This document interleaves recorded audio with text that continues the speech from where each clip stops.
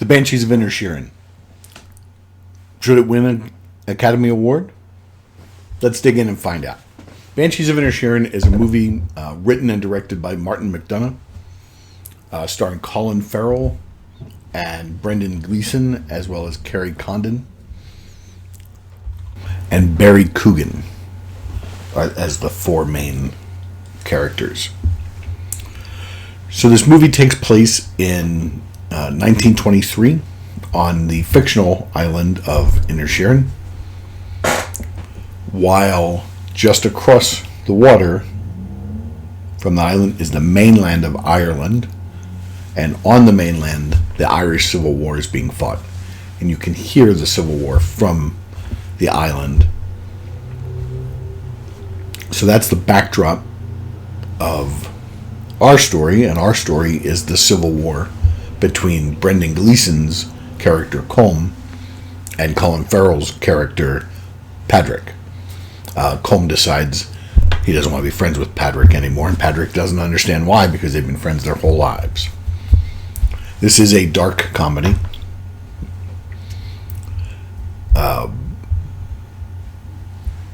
So I'm going to, sorry if I didn't say this soon enough, this is a spoiler warning. I am going to talk about some specifics in the movie. So Colm's character, so Brendan Gleeson, who plays Colm, actually plays the violin, and so when you see the character playing the violin and writing the music, the actor actually is playing, and Brendan Gleeson actually wrote the song that Colm's playing, the major one that figures in the story, also called the Banshees of Inisherin. So what do Banshees mean? The Banshees of Inisherin. So,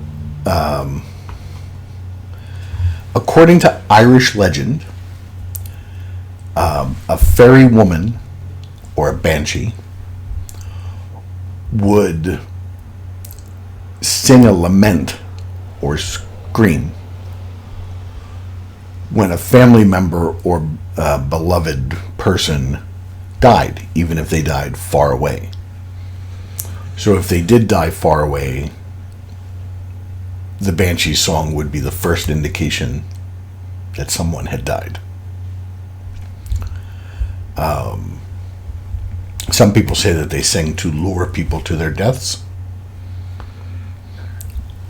So whether they're indicating a death that's already happened or a harbinger of a death that is coming, that's Banshee, and a Banshee song has to do with death.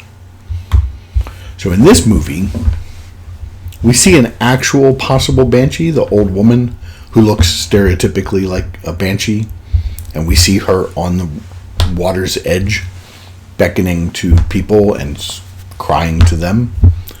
We see her in many different places. So to reference her as a Banshee, I don't think is a stretch. But the movie's not called Banshee of Inisherin, it's called Banshees. So the other Banshee or Banshees could be the island itself, music, the future, who knows? They leave it for you to think about, and I think that's part of the strength of the script, is that Martin McDonough trusts you as an audience member to pay attention and bring your brain with you. So I really like this movie. So to answer the question I posed at the beginning, should it be nominated for an Academy Award? Oh yeah, yes it should. So to earn an Academy Award nomination, you have to demonstrate an outstanding achievement in motion picture. So the arts and sciences of making a movie. So the director did a great job in this. The writer did a great job, and those both happen to be the same guy. The actors are phenomenal. So in addition to this movie being nominated for Best Picture, Brendan Gleeson and Barry Coogan are both nominated for supporting roles for Oscars. Colin Farrell is nominated as lead actor in a lead role, and Carrie Coden is nominated for her role in Banshees as a supporting actress. All deserving, absolutely all deserving. And unfortunately, I believe that Barry Coogan is going to beat out Brendan Gleeson. I think Carrie Condon should win supporting actress. I'm going to go through all of the predictions on Saturday. I'll release my final predictions and lock in my sheet of integrity so that I can't change my answer after the awards. I'm gonna do who I believe the Academy will give the award to, and then if there's a difference between that and who I thought deserved it, I'll indicate that and why. So look forward to that. I am doing reviews of all of the Best Picture nominees except for one. So if you like these, give me a thumbs up and maybe consider subscribing and hitting the notification so you know when the other ones come up. So this movie is beautifully shot.